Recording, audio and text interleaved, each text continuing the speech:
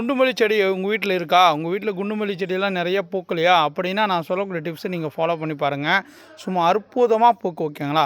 ஒரு டைம் பூ பூத்து முடிஞ்ச பிறகு பார்த்தீங்கன்னா, நீங்கள் கண்டிப்பாக பார்த்தீங்கன்னா கவாத் பண்ணி விடுங்க. கட் பண்ணி விட்டிங்கன்னா மட்டும்தான் இந்த அளவுக்கு பாருங்கள் மொட்டுக்கள்லாம் வர ஆரம்பிக்கும். அவ்வளோ பாருங்கள், ஒவ்வொரு இலைக்கும் அந்த சென்டரில் பார்த்தீங்கன்னா வந்திருக்குங்க பாருங்களேன். எந்த அளவுக்கு பாருங்கள், இங்கே பாருங்கள் எப்படி வந்திருக்குன்னு. நாங்கள் அடி உரம் என்ன கொடுத்தாங்கன்னு பார்த்தீங்கன்னா டிஏபி கொடுத்தங்க. டிஏபி மட்டும் பார்த்தீங்கன்னா ஆட்டு எருவு, மாட்டு எருவு பார்த்தீங்கன்னா தெரியும். ஆட்டோட எருவுலாம் அங்கே போட்டிருக்கு பாருங்கள். சுற்றி செடிகளுக்கு போட்டிருக்கு. சூப்பராக அப்படியே பூவோட சைஸு நல்லா பெருசாக வரும். அருமையாக இருக்குது, ஓகேங்களா? இல்லைப்பா என்னால் அதெல்லாம் பண்ண முடியாது அப்படின்னா நீங்கள் இலையெல்லாம் உருவி கூட விடலாம், ஓகேங்களா? இலையெல்லாம் உருவி விட்டிங்கன்னா கூட அதுலேருந்து பார்த்தீங்கன்னா உங்களுக்கு மொட்டுக்கள் வர ஆரம்பிக்கும். சூப்பராக இருக்கும், ஓகேங்களா? அவ்வளோ அழகாக இருக்கும்.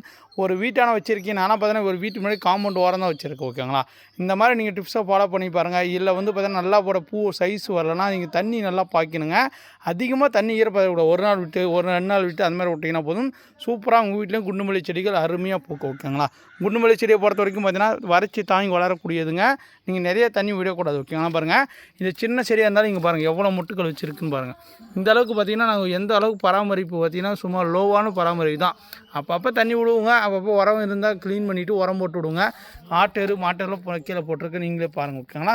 இந்த மாதிரி டிப்ஸ்லாம் ஃபாலோ பண்ணிக்கோங்க. அடுத்தடுத்த வீடியோ சந்திக்கலாம். இந்த வீடியோ பிடிச்சா லைக் பண்ணுங்கள், ஷேர் பண்ணுங்கள். தேங்க்யூ. பாய்.